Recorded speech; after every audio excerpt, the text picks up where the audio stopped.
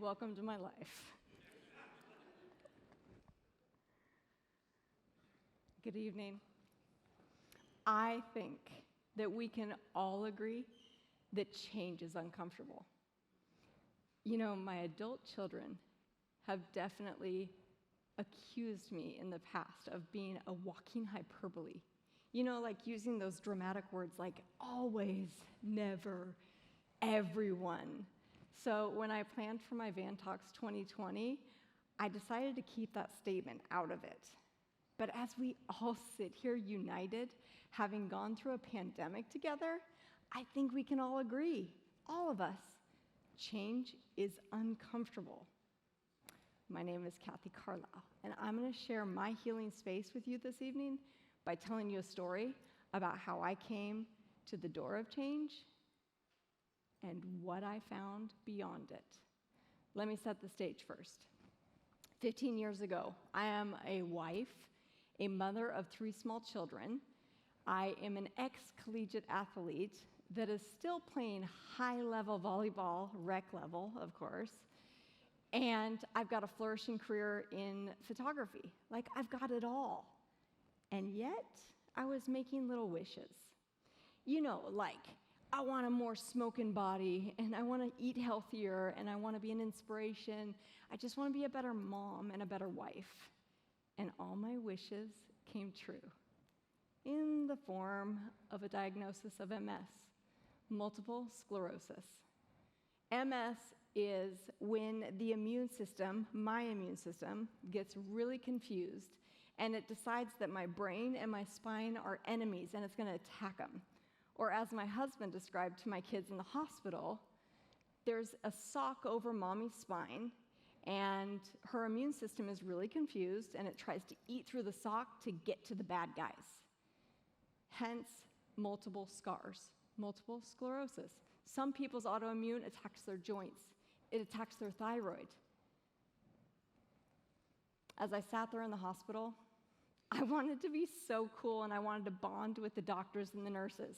So I was like, okay, look, I watch Grey's Anatomy. I know that I am the most exciting case up on that wall out there. What are you guys all saying? And he said, honestly, I said, bring it. He goes, we're all saying how sad. This is a really sad case. I was like, hold up. That's when my ears of devastation went on, and a fear pilot light was lit inside.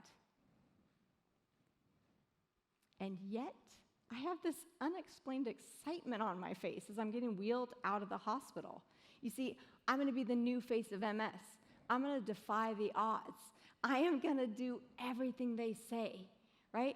And even in this moment, I'm going to do these drugs that they say is the only option in this whole scenario.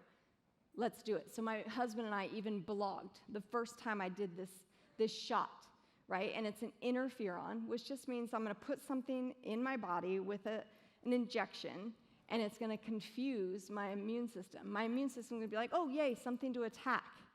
Okay, so I took the first dose, and I was going to have to take that for the rest of my life. And I panicked. I was like, I don't want to take a cocktail of drugs in order to take this injection for the rest of my life, even though my husband and I just rocked it together. So, here I am. I don't have a plan. I don't know what to do. And for the first time, I am having to make an I decision because we do everything together. We decide how to raise our kids. We decide everything together. This is when I learned the word sovereignty for the first time because my husband, as much as I begged him to tell me what to do, he would not tell me. He would not give me any suggestions. And I didn't have a plan. All I know was that I had come up to that door and I made this silly, stupid, brave, I guess, decision to walk through it, to see what was beyond it. Well, in doing something wonderful was about to happen because I went on a search of someone or something is going to fix me. Because if I'm not going to do what my heirs of devastation just heard, if I'm not going to do the drugs, that'd be the smart thing to do, I need to do something. So I started searching. I started inquiring about every alternative medicine out there, right? Including diet, of course. So I go at it. My kids and I are all deciding to drink shots of wheatgrass. This is just one example. And after I got overzealous and threw up the wheatgrass, we decided to soak our feet. So now myself, my kids, everyone's soaking their feet in wheatgrass. I'm going to rare chiropractic, right? And I'm starting to learn maybe my past and where I was born in Alaska, away from the equator. Maybe this is all affecting me. I'm starting to get new perspective on how my body works, right? I'm starting to go to acupuncture. Now I'm learning about energy medicine. This is all bringing in new perspective for me because, again, I've got this fear pilot light lit in me, and it got to a forest fire. I've got to do something. My brain and my spine are being attacked. My spinal cord's going to get severed. So I'm doing some weird shit. Now I'm putting crystals on me. I'm learning energy medicine. I know chakras. I'm getting trained in modalities, right? And all of it is starting to matter because, surprise to me, my fear forest fire, really, inside of me is now starting to calm down. I'm starting to have hope. My husband and I started getting really curious, right? I'm starting to explore, and all this exploring is bringing new perspectives. So now we're in the middle of Vancouver studying Qigong, Tai Chi, from a llama? A llama in Vancouver. And now we have new conversations because we're learning so much. We're in Seattle at a workshop for marriage with the famous Gottmans, and we're bringing back these tools and conversations like never before. I'm starting to think, is this happening for me? Right? I'm a new person. I think differently. I act differently. My family is with me, and I have this curiosity at this moment. How do I grow together with my family and not apart? Because I'm starting to grow exponentially from all this exploring. They're right there beside me, and as we decided we're going to race back to the normal, we had to also consider what parts of normal do we actually want to rush back to? This is the part that I would love to tell you. I did all those things, and I have the cure. Plot twist. There's no cure for MS. I have a new perspective. I look at it totally different. Is this truly happening for me? How could MS be happening for me? Because it sure did feel like when I started, it was happening to me. So all I can tell you was that all this exploration and new exciting things in my life felt so good. Hyperbolic, all of it felt good. Almost too hyperbolic, because it doesn't all feel good. This is the face that every time I decide I want change, when we just throw those things out there, like I want things to be different, what you don't realize, what I didn't realize, is there's so much grieving involved. I have to, every time I grab onto the new thing or the new aspect of me, I have to also let go of what I used to be. So it's a non-stop cycle of letting go. I have relapses all the time that leave lasting effects. And those relapses can be anything from taking my vision away to having no balance to feeling like my feet are gone, right? Or I can't multitask because my brain is being squeezed. All of it feels very uncomfortable when it's happening. And yet, I think it's happening for me.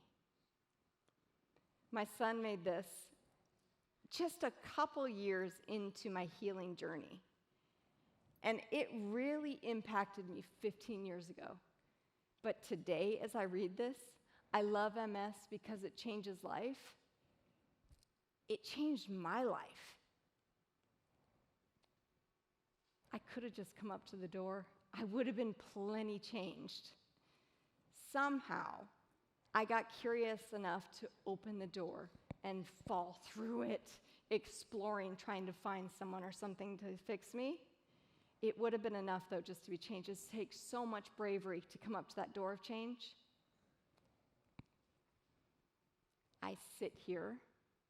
I had to modify because I thought I might be standing, but I sit here before you, healed. I am healing. I am a healer. We all are. Someone out there literally healed up a hangnail this week. I know it. We're all healers. Our body does amazing things. It's not easy, but we're still healers. So I'm going to give you a story about how I truly dance with MS. Sure, this looks scary. This is where I get to remind you, I'm not ever in a lot of physical pain. I think that's why I'm able to explore like I do explore. I'm not driven by pain. Mine is a lot of emotional pain. So in this picture, I woke up one morning and the bubble wrap, it feels like bubble wrap around my toes because it feels like my toes are gone. I have something squeezing my brain tremendously and I can't think straight, and I have something stuck on my side. I call this journey that started 3 years ago, The Octopus My Teacher. It's a great Netflix series if you haven't watched it, or a movie. So I call my we.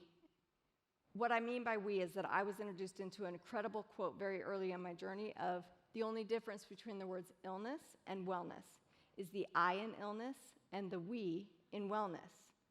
All that exploring, all the perspective I gained was from my we. So at this point, I am panicked. The fear fire is ignited again, right? That pilot light that sits in there. And the first person I reach out to is my acupuncturist. And she puts me through a Chinese modality called gua sha. Gua sha is kind of like cupping, where it brings the energy and you see a bunch of red dots on people. That's cupping. This is done with a spoon, the same spoon you eat miso soup with. It's really gentle. It didn't hurt for me. I can't guarantee it wouldn't hurt for you. I don't know. But what was fascinating was that this was showing me and everyone that could see it on the outside the huge sensation I felt on the inside. That's the octopus. It appeared. Now I have an understanding at this point that MS is happening for me. Do not ask me when I'm going through the panic and the fear is ignited in me. I go through the steps of calming that fear back down to a pilot light, and I can see the gifts that it brings me. Only I know what this has brought me. These are 5 out of the 6 siblings, there's 7 of us, and 5 answered me when I was put through another modality called family constellations. And the healer just suggested, I think she meant to say, just think about it silently in your head, asking your siblings if they would come be with you because you need them. Well, I took it literal, and I called them all up, and I said, I need you. And 5 out of the 6 of them came all the way from Alaska to be with me. My family gets to be with me. I'm more mindful than any human actually wants to be. I have a self-care regimen, and I guess you could say a day-to-day that is inspiring and also probably unnecessary for the average cat, but it's still a gift. I mean, I was so inspired that I have a self-care center today. I get to go to that center. It's kind of a showroom, as my siblings and I are standing in it, a showroom for how I go through my healing. I've turned it into an online platform too, so I can share my insights and the nuggets my family and I get from this journey. It's happening for me. The gifts don't stop, and it's still hard. I could have just come up to the door. I made the silly, awesome mistake of looking beyond the door. I went beyond change.